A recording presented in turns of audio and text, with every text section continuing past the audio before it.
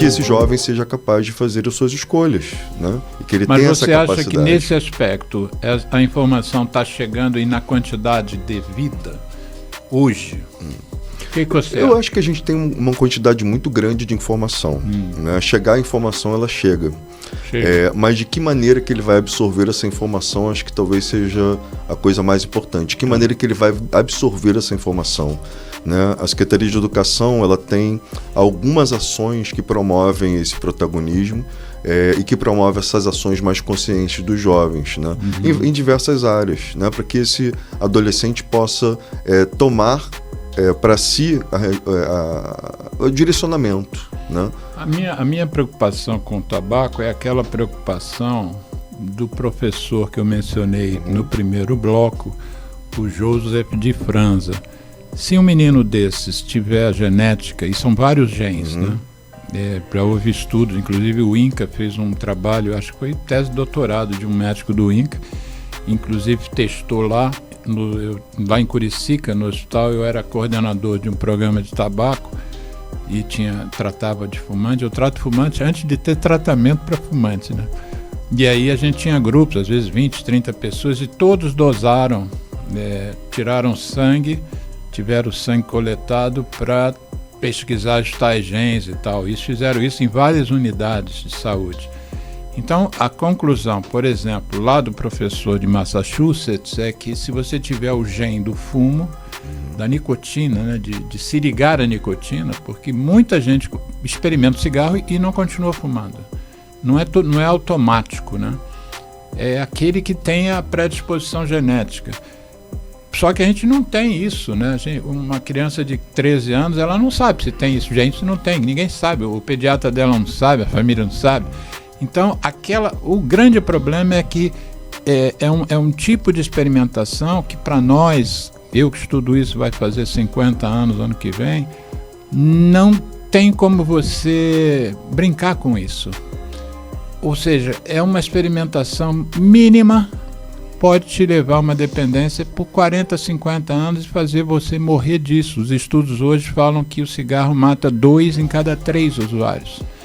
Antigamente a gente falava 1 em cada 2, matava 50%. Agora a gente vê que mata mais de 50%, né? 2 em cada 3. Então, a impressão que eu tenho é, para não haver experimentação nenhuma, acho que a informação é insuficiente ainda. Por mais que você e outros educadores eu já tenho ouvido isso de outros também, que a informação existe, mas eu acho que não existe na quantidade necessária. Eu vejo médicos não terem o conhecimento que deveriam sobre tabaco. Médicos. Imagina uma criança de 13, 14 anos. Não tem. Não há material didático circulante, direcionado para uma criança de 13 anos. Eu não vejo, pelo menos. Eu sou um grande pesquisador nisso, de muitos anos, né? Não só escrevi um livro em 95, há 30 anos atrás, mas, como eu disse, eu não passo um dia sem estudar. E parte do que eu estudo é como evitar que crianças comecem a estudar, a fumar. É muito complexo. Essa não iniciação, apesar de ser muito complexo, é fundamental. Sem isso, você não acaba com o círculo, né? Nós temos hoje, como eu mencionei, 1 bilhão e 250 milhões de fumantes no planeta.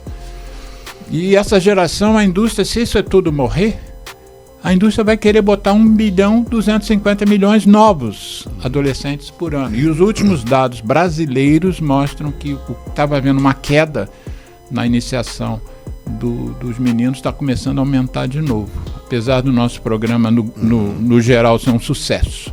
Sim. Então, eu encerro a minha participação no programa aqui. Eu vou te passar a bola para você encerrar o programa, mas eu encerro assim, colocando para você a minha percepção da realidade e sendo bem transparente com você, entendeu? Eu estou valorizando o que vocês estão fazendo, eu estou achando isso fantástico. Eu quero conhecer mais essa Câmara Juvenil, eu quero que as pessoas conheçam mais, isso que é o importante, né? Eu quero que as pessoas conheçam mais essa realidade dos grêmios, conheçam mais a questão do protagonismo juvenil, mas eu acho que a gente precisa investir muito mais. Inclusive, eu digo isso pelo que eu estudo de outras experiências exitosas fora do Brasil.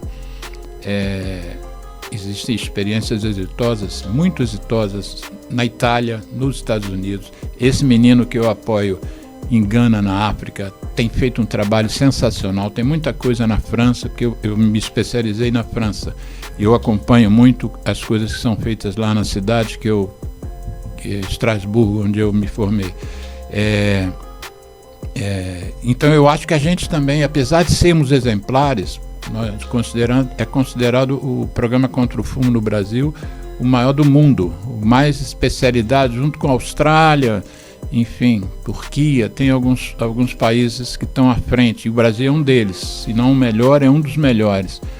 Mas eu acho que a parte da iniciação a gente está deixando a desejar um pouco, e eu queria que vocês assumissem que o Rio fosse um exemplo. O Programa Nacional de Controle de Tabagismo é baseado no Rio de Janeiro, e eu acho que o Rio de Janeiro tem que fazer mais por essa criançada. Dia 11 de outubro, Dia Municipal e Estadual de Conscientização de Crianças e Adolescentes contra o Fumo, uma lei que eu propus.